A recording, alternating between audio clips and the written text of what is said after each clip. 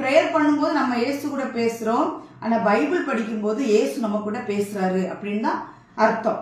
அப்போ அந்த வார்த்தை நம்ம அந்த வார்த்தையை தியானிக்கணும், அதிகமா தியானிக்கணும். நம்ம ஆதியில இருக்கும்போது நல்ல வார்த்தைகள்லாம் தியானிச்சிருப்போம்.